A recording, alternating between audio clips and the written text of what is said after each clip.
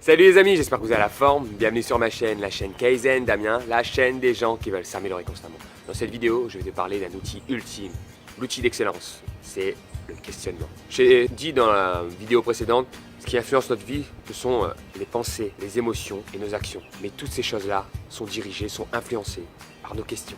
Qu'est-ce que l'on fait quand on pense? On fait un processus de questions-réponses.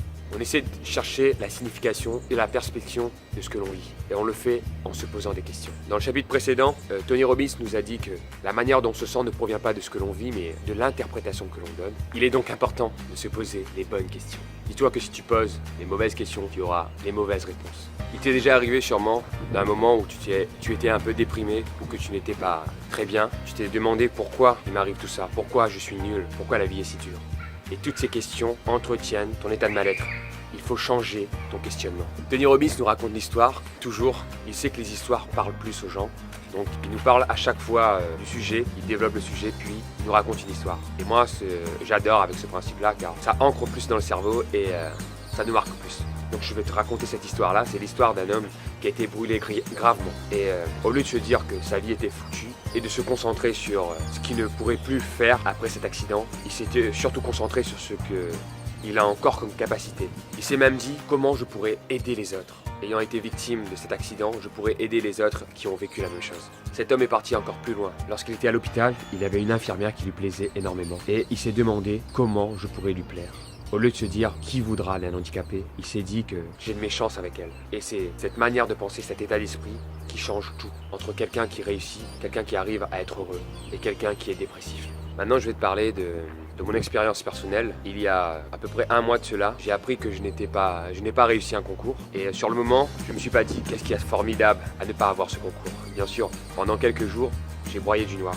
Tout ça pour te dire que c'est normal d'avoir une baisse de régime. Mais essaye de changer d'état d'esprit.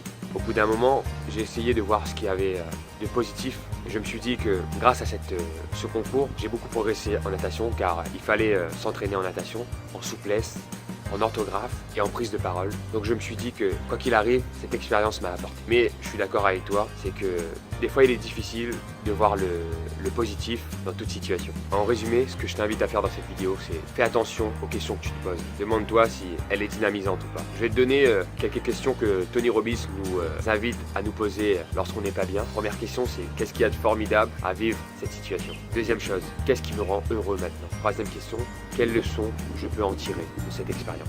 Dis-toi ça, que même si tu vis quelque chose qui t'a déçu, en faisant cette action, en faisant cette chose-là, tu as appris des choses. Tu sais que maintenant, il faudra agir différemment. Autre chose de très intéressant que Tony Robbins nous dit à la fin, c'est qu'au bout d'un moment, il faut arrêter de se poser des questions et agir.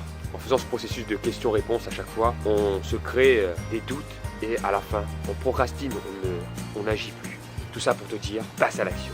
J'espère que cette vidéo t'a plu, qu'elle t'a inspiré. N'hésite pas à mettre j'aime et à t'abonner à ma chaîne. Et dans la description, je t'ai mis un lien où tu peux télécharger mon e-book gratuit. Je te dis à bientôt, prends soin de toi.